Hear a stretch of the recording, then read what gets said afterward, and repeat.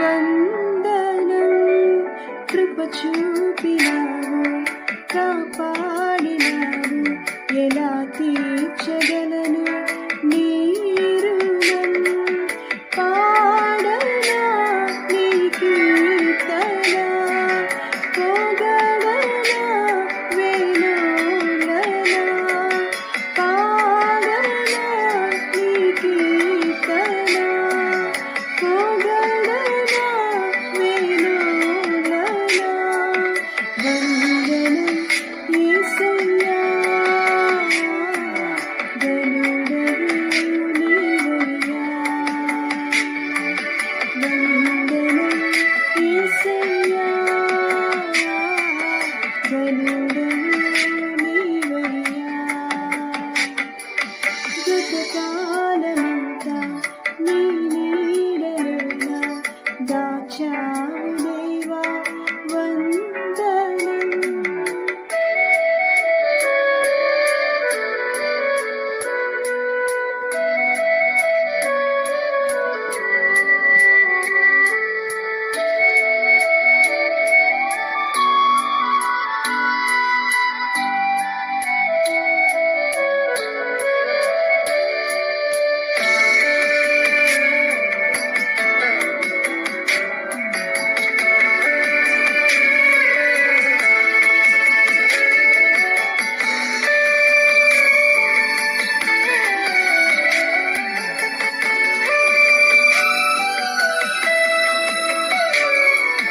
ఎన్నెన్నో అవమానాలెదురైనను నీ ప్రేమ నన్ను విడిచిపోలేదయ్యా.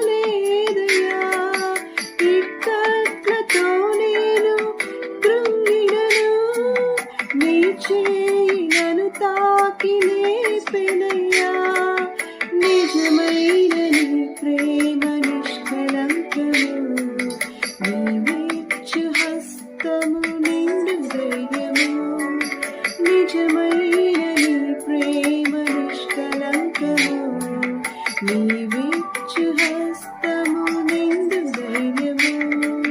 వందనం యేసయ్యా,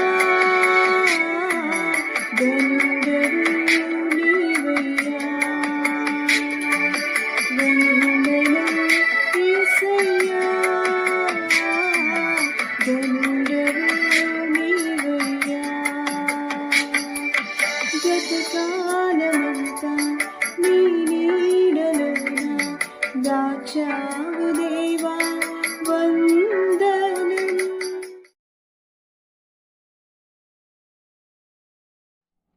ప్రైజ్ ద లార్డ్. దేవునికి స్తోత్రం కలుగును గాక. వాక్య సందేశానికి ముందుగా చిన్న ప్రార్థన చేసుకున్నామండి. స్తుతుల మీద ఆసీనుడు మా ప్రియ పరలోకపు తండ్రి, మీ ప్రియ కుమారుడు మా రక్షకుడు అయిన యేసుక్రీస్తు వారి సజీవమైన నామంలో మమ్మల్ని నేటి వరకు సజీవులుగా ఉంచి ఈ చిన్న పరిచర్యను ఆశీర్వాదకరంగా దేవునికరంగా చేయమని మహిమ ఘనత ప్రభావాలు మీకు ఆరోపిస్తూ మా మీదకి మీ ఆశీర్వాదం దేవుని కలుగుట్లా సహాయం చేయమని యేసు అతి శ్రేష్టమైన నామంలో ప్రార్థించుతున్నాం పరమ తండ్రి, ఆమేన్. ఆదికాండం 28వ అధ్యాయం 15వ వచనాన్ని నేను చదువుతున్నాను. ఇదిగో నేను నీకు తోడై ఉండి నీవు వెళ్ళు ప్రతి స్థలమందు నిన్ను కాపాడుచు, ఈ దేశమునకు నిన్ను మరలా రప్పించదును. నేను నీతో చెప్పినది నెరవేర్చు వరకు నిన్ను విడువనని చెప్పాను. కానీ ఇచ్చిన మాటను నెరవేర్చే దేవుడు.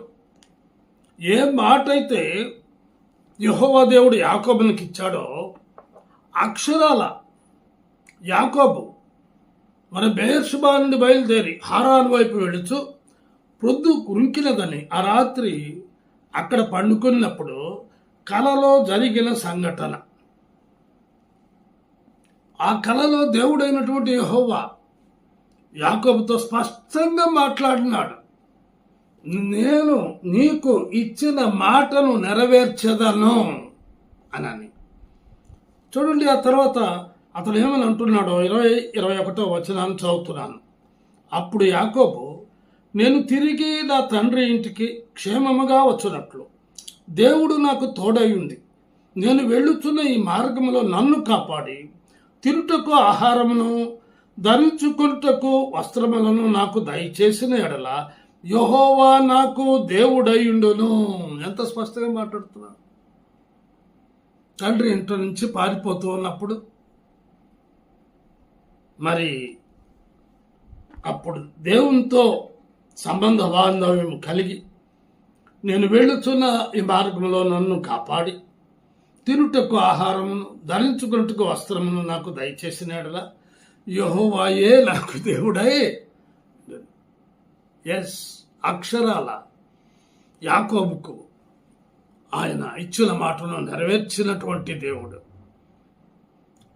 దేవుడైన యెహోవా యాకోబునకు తోడై ఉండి వెళ్ళిన ప్రతి స్థలమందు కాపాడిన విధముగా అతడు ఎక్కువగా ప్రేమించిన తన కుమారుడైన యోసేపు విషయంలో కూడా 5 ప్రాముఖ్యమైన విషయాలు జరిగినాయి. మొదటిగా, ప్రాణము నుంచి కాపాడిన దేవుడు. ఎవరిని? యోసేపుని. ఎవరి నుంచి? అన్నల నుంచి. చూడండి 37వ అధ్యాయం 26, 27, 28 వచనాలు చదువుతున్నాను. అప్పుడు యూదా మన సహోదరుని చంపి వాని మరణమును దాచిపెట్టినందువల్ల ఏమి ప్రయోజనం? ఈ ఇష్మాయేలీయులకు అమ్మివేయుదము రండి, వాడు మన సహోదరుడు, మన రక్త సంబంధి కదా, వానికి హాని ఏమీ చేయరాదని తన సహోదరులతో చెప్పిన. అందుకతని సహోదరులు సమ్మతించరు. మిద్యానీయులైన వర్తకులు ఆ మీదుగా వెళ్ళుచుండగా వారు ఆ గుంటలో నుండి యోసేపును పైకి తీసి ఆ ఇష్మాయేలీయులకు 20 తులముల వెండికి అతన్ని అమ్మివేసిరి.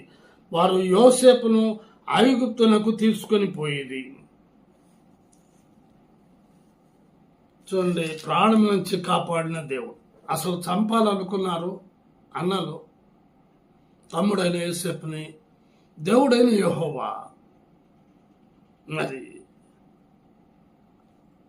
యోసేపు తండ్రి అయిన యాకోబుని ఎలాగో కాపాడినాడో అలాగున యోసేపుని కూడా ప్రాణము నుంచి కాపాడినటువంటి దేవుడు. 36వ వచనాన్ని చదువుతున్నాను.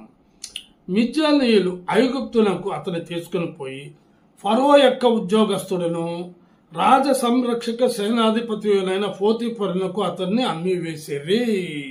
అది కాబట్టి పోతీఫరునకు అమ్మివేశారు బానిసగా. మొదటిగా ప్రాణము నుంచి కాపాడిన దేవుడు. రెండవదిగా బానిస బ్రతుకు నుంచి కూడా కాపాడిన దేవుడు. చూడండి మాటలు చదువుతున్నాను 39వ అధ్యాయంలో. యోసేపు ఐగుప్తునకు తీసుకుని వచ్చినప్పుడు ఫరో యొక్క ఉద్యోగస్తులను రాజా సంరక్షక సేనాధిపతియునైన పోతీఫరును ఒక ఐగుప్తీయుడు అక్కడికి అతన్ని తీసుకుని వచ్చిన ఇష్మాయేలీయుల యొద్ద అతన్ని కొనెను. యెహోవా యోసేపునకు తోడేయుండెను గనుక అతడు వర్ధిల్లుచు తన యజమానుడు ఆ ఐగుప్తుని ఇంట ఉండెను. యెహోవా అతనికి తోడైయుండెననియో అతడు చేసినదంతయు అతని చేతిలో యెహోవా సఫలము చేసిననియో అతని యజమానుడు చూచినప్పుడు యోసేపు మీద అతనికి కటాక్షము కలిగెను గనుక అతని యొద్ద పరిచర్య చేయువాడాయను. మరియు అతడు తన ఇంటి మీద విచారణకర్తగా అతను నియమించి తనకు కలిగినదంతా అతని చేతికి అప్పగించాను. ప్రయత్నలా మొదటిగా ప్రాణము నుంచి కాపాడిన దేవుడు.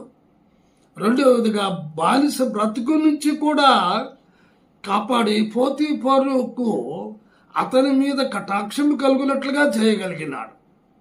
ఎంత గొప్ప సంగతి! ఆశ్చర్యం కదా. మూడవదిగా చూచినట్లయినచో చెరసాలలో కూడా కటాక్షం.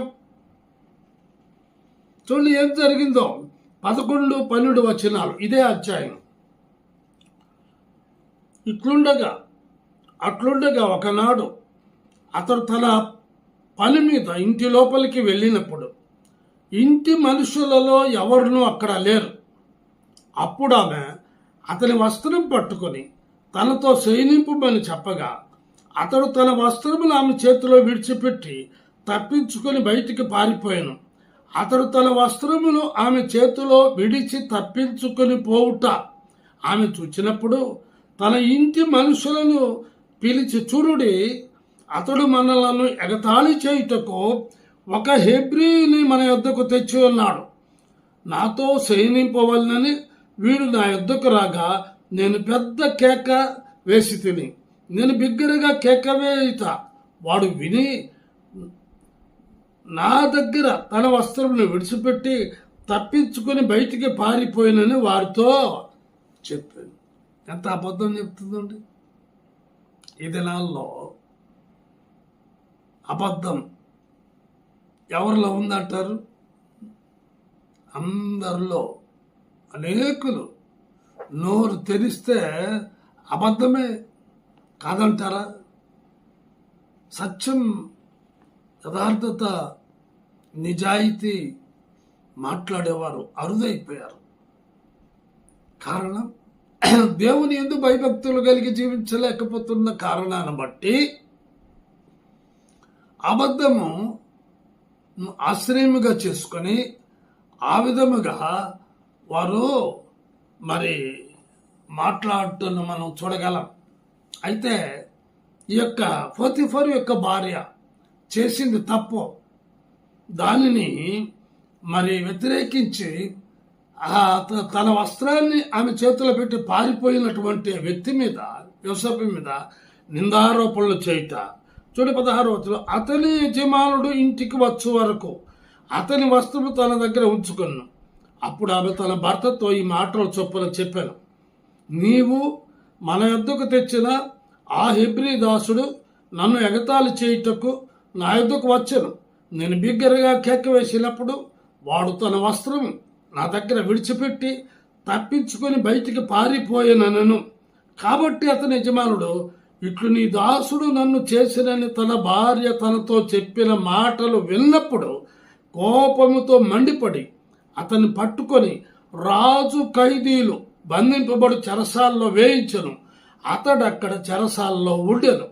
అయితే యెహోవా యోసేపునకు తోడై ఉండి అతని యందు కనికరపడి అతని మీద ఆ చెరసాల యొక్క అధిపతికి కటాక్షము కలుగునట్లు చేశాను. ఎంత ఆశ్చర్యం అండి. ఎక్కడికి వెళ్ళినా కూడా యోసేపు విషయంలో కటాక్షమే. పోతిఫరులకు కటాక్షం కలిగింది. అయితే భార్య అబద్ధం చెప్పి నిందారోపణలు చేయటం వల్ల రాజులుండే ఖైదీలో అతను వేయబడినప్పటికీ చెరసాలాధిపతికి కూడా కటాక్షం కలిగేటట్లుగా దేవుడు చేయగలిగినాడు.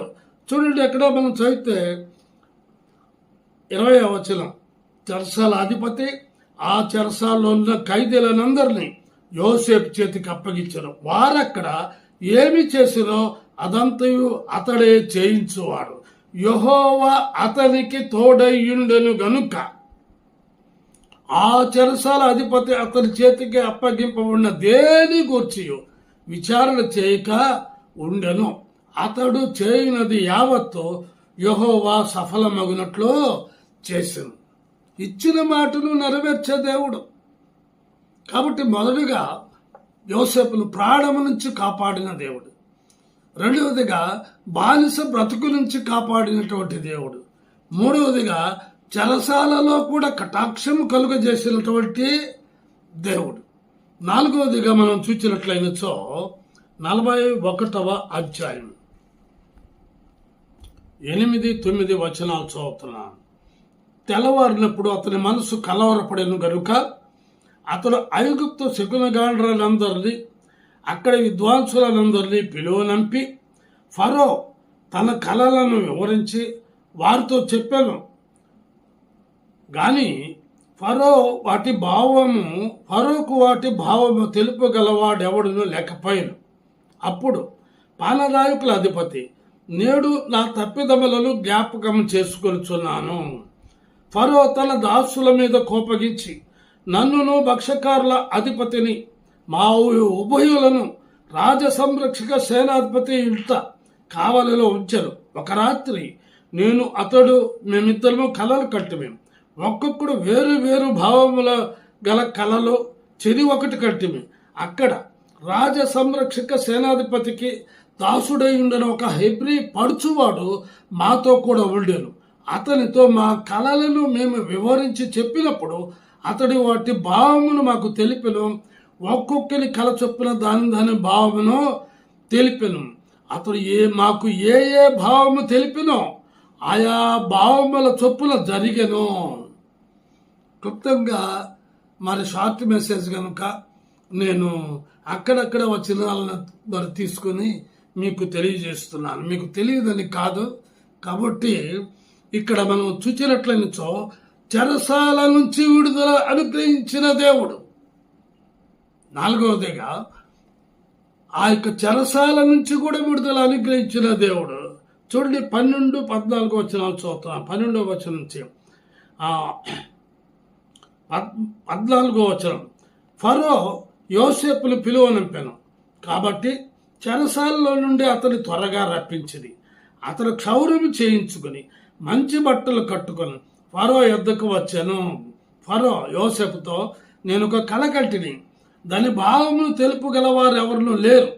నీవు కలను విన్న ఎడల దాని భావమును తెలుపగలవని నిన్ను గూర్చి వింటినని అతనితో చెప్పినందుకు యోసేపు, అది నా వలన కాదు, దేవుడే ఫరోకు క్షేమకరమైన ఉత్తరం ఇచ్చునని ఫరోతో చెప్పాను. ఎంత ఆశ్చర్యం అండి! దేవుడు యోసేపునకు ఎక్కడికి వెళ్ళినప్పటికీ తోడై ఉన్నాడు. అన్నల నుంచి ప్రాణమును తప్పించి మిద్యానీయుల ద్వారా మరి పోతీఫరులకు అమ్మబడేటట్లుగా చేశాడు. పోతీఫరుల దగ్గర బానిస బ్రతకకుండా కటాక్షం కలిగేటట్టు చేశాడు. అయితే నింద మోపిన కారణాన మరి చెరసాల్లో వేయబడినప్పటికీ చెరసాల అధిపతికి కూడా కటాక్షం కలిగింది. అక్కడ మరి రాజు దగ్గర మరి పని చేయుచున్నటువంటి మరి భక్షకారుల అధిపతి మరొకడు మరి అక్కడ కళలు కన్నప్పుడు అక్కడ వారు కనిన కళలకు మరి జవాబును అనుగ్రహించిన మరి యోసేపు ఏ మాట అయితే చెప్పాడో, ఏదైతే జరుగుతుందన్నాడో అక్షరాలు అలా జరిగింది. అలాగో మరి పానదాయకుల అధిపతి దాన్ని మర్చిపోయాడు. 2 సంవత్సరాలు అయిన తర్వాత ఫరోకు ఆ కళ రెట్టింపు అనుగ్రహించాడు. ఆ కళ మీకు బాగా తెలుసు. అయితే జ్ఞానులను, శకునుగాండ్రని, ఆ విద్వాంసులను అందరినీ పిలిచి వారికి ఆ కళలు చెప్పినప్పటికీ దాని భావం చెప్పలేకపోయారు. అప్పుడు పానదాయకుల అధిపతి, నన్ను క్షమించండి, మరి ఒక హెబ్రీ పడుచువాడు చెరసాలలో మీరు మమ్మలను వేయించినప్పుడు మేము కూడా కళలు కన్నాం. ఆ కళ భావాన్ని ఆయన మరి అతనికి వివరించినప్పుడు కళ భావం చెప్పాడు. ఆ విధంగా నాకు విడుదల అనుగ్రహించారు.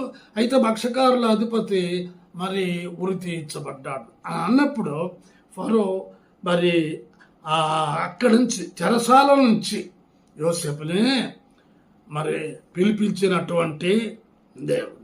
ఆఖరిగా చూసినట్లయితే నిందల నుంచి, అవమానముల నుంచి తప్పించి, చెరసాల నుంచి విడిపించి ఐగుప్తు దేశమునికే రాజుగా చేసినటువంటి దేవుడు. ఎంత గొప్ప దేవుడు అంటే ఆయన. చూడండి, ఆ మాటలు చదువుతున్నాను. 35 వచనం నుంచి చదువుతున్నాను. రాబోవు ఈ మంచి సంవత్సరములలో దొరుకు ఆహారమంతయు సమకూర్చి ఆ ధాన్యము ఫరో చేతికి అప్పగించి ఆయా పట్టణములలో ఆహారములకై భద్రం చేయవలెను. కరువు చేత ఈ దేశము నశించిపోకుండా ఆ ఆహారము ఐగుప్తు దేశములో రాబోవు కరువు సంవత్సరములు 7 ఈ దేశముందు సంగ్రహముగా ఉండునని ఫరోతో చెప్పాను. ఆ మాట ఫరో దృష్టికి, అతని సమస్త సేవకుల దృష్టికి యుక్తమై ఉండెను గనుక అతడు తన సేవకులను చూచి ఇతని వలె దేవుని ఆత్మగల మనుషుని కనుగొనగలమా అని అనను. మరియు ఫరో, దేవుడిదంతయు నీకు తెలియపరచను గనుక నీ వలె వివేక జ్ఞానములు గలవారెవరును లేరు. నీవు నా ఇంటికి అధికారివై ఉండవలెను. నా ప్రజలందరూ నీకు విధేయులైందరు. సింహాసన విషయములో మాత్రమే నేను నీకంటే పైవాడనైందునని యోసేపుతో చెప్పాను. మరియు ఫరో, చూడము, ఐగుప్తు దేశమంతటి మీద నిన్ను నియమించి ఉన్నానని యోసేపుతో చెప్పాను. మరి ఫరో తన చేతినున్న తన ఉంగరమును తీసి యోసేపు చేతిని పెట్టి సన్నపు నార బట్టలు అతనికి తొడిగించి అతని మెడకు బంగారు గొలుసు వేసి తన రెండో రథం మీద అతన్ని ఎక్కించను. అప్పుడు వందనము చేయుడని అతని ముందర కేకలు జనులు వేసిరి. అట్లు ఐగుప్తు దేశం అంతటి మీద అతనే నియమించాను. అంత గొప్ప సంగతి అండి. కాబట్టి ఎందుకు అతడు మరి నియమింపబడ్డాడు, అతన్ని ఎందుకు ప్రాణం నుంచి తప్పించాడు అని అంటే అన్నల యొక్క ప్రాణమును కాపాడటానికి.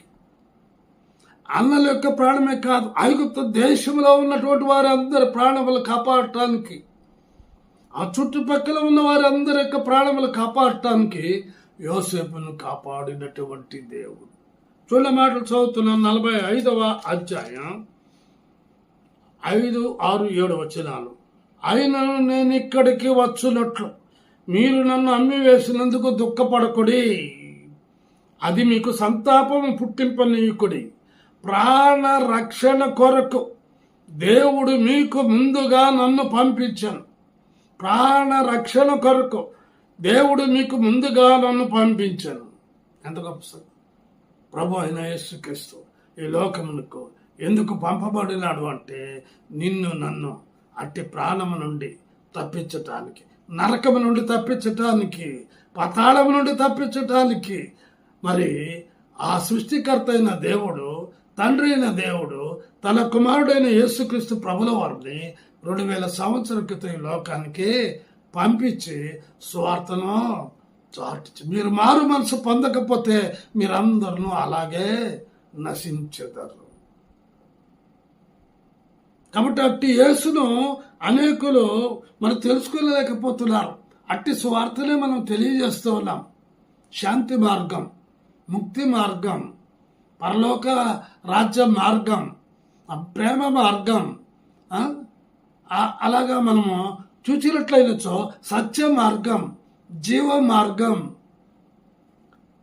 ఆయన మాటలో మరి ఆయన మాట ఇచ్చి నెరవేర్చే దేవుడు. ఇంకా అనుకుంటున్నారు దేవుని రాకడ రాలేదు, ఇంకా ఎంతకాలం అనుకుంటున్నారు. అతి త్వరలో దేవుని రాకడ సంభవించబోతూ ఉంది. కాబట్టి అనేక సంఘటనలు జరుగుతాయి, యుద్ధాలు జరుగుతాయి, భూకంపాలు వస్తాయి, వరదలు వస్తాయి. సమస్తము జనం మీదకి జనం లేస్తారు, హింసిస్తారు, బాధ పెడతారు, కాబట్టి అడ్డగిస్తారు. అనేకమైన జరుగుతూ ఉన్నాయి, కళ్ళారా చూస్తూ ఉన్నాం. సో దేవుని రాకడ తథ్యం కనుక ఆఖరిగా ఒక మాట నేను సెలవిస్తున్నాను. ఆయన రాకడ తథ్యము కనుక 145వ అధ్యాయం కీర్తనల గ్రంథం, కీర్తనకారుడు రాసిన 145వ అధ్యాయం 20వ వచనాన్ని నేను చదువుతున్నాను. యెహోవా తన్ను ప్రేమించు వారిని అందరినీ కాపాడును. Are you believing? రాబోయే ఉగ్రత నుండి దేవుడు తప్పించే దేవుడు. ఆయన తన్ను ప్రేమించు వారిని అందరినీ కాపాడుతున్నాడు.